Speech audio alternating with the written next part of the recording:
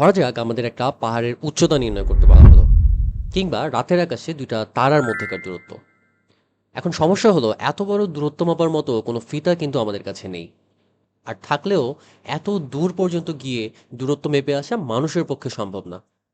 তার মানে দাঁড়াচ্ছে আমরা সরাসরি এই দূরত্ব মাপতে পারবো না, বরং আমাদের কোনো পরোক্ষ পদ্ধতি বের করতে হবে এই দূরত্ব মাপার জন্য। এই পরোক্ষ পদ্ধতিগুলোর একটা হতে পারে ত্রিকোণমিতি। ত্রিকোণমিতি শব্দটিকে ভাঙলে তিনটা অংশ পাওয়া যায়। ত্রি মানে হলো তিন, কোণ মানে হলো যেখানে দুইটা রেখা মিলিত হয়, আর মিতি মানে হলো পরিমাপ করা।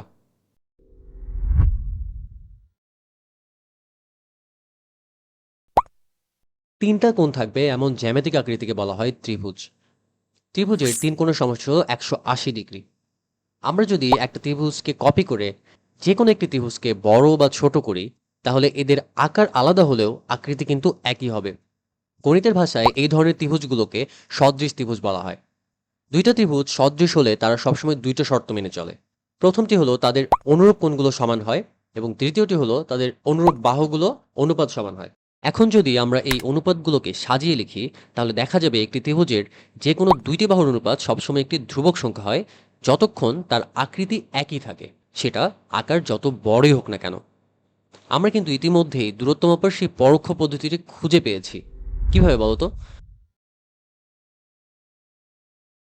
ধরা যাক আমাদের কাছে একটা বড় ত্রিভুজ আছে, যার একটা কোণ 90 ডিগ্রি, অর্থাৎ একেবারে খাড়া।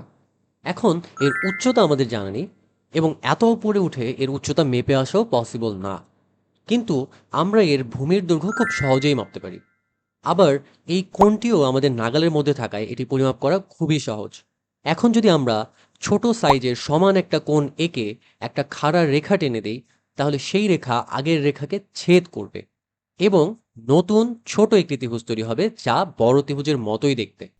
অর্থাৎ এই ছোট ত্রিভুজ আর বড় ত্রিভুজ পরস্পরের সদৃশ। এই ত্রিভুজটি ছোট হওয়ায় আমরা এর বাহুগুলোর দৈর্ঘ্য খুব সহজেই মাপতে পারি। আবার আমরা আগেই দেখেছি, সদৃশ ত্রিভুজ হলে তারা একটা নির্দিষ্ট শর্ত মেনে চলে। এখানে আমরা তিনটা দূরত্ব জানি, তাই এই অনুপাত ব্যবহার করে সহজেই আমরা বড় ত্রিভুজের অজানা উচ্চতা বের করে ফেলতে পারি। খুবই চমৎকার ব্যাপার, তাই না? আমরা কিন্তু পরোক্ষভাবে এই বড় দূরত্বটা নির্ণয় করে ফেললাম। এতক্ষণ আমরা যা করলাম তা ছিল ত্রিকোণমিতির একেবারে মৌলিক ধারণা। এখানে আমরা একটা কোণকে 90 ডিগ্রি ধরে নিয়েছিলাম। না ধরলেও কোনো সমস্যা ছিল না, এই শর্তগুলো কিন্তু যে কোনো ত্রিভুজের ক্ষেত্রে সব সময় সত্য।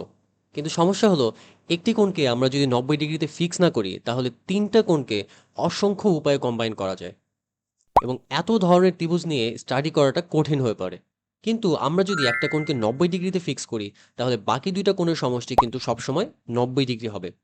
এদের একটিকে আমরা যদি থেটা ধরি, তাহলে অন্যটি হবে 90 ডিগ্রি মাইনাস থেটা।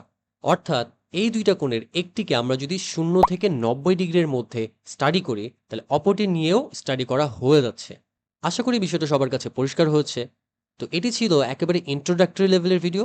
পরবর্তী ভিডিওগুলোতে আমরা ত্রিকোণমিতির আরও গভীরে যাওয়ার চেষ্টা করব। তো দেখা হচ্ছে পরবর্তী ভিডিওতে। Till then, cheers.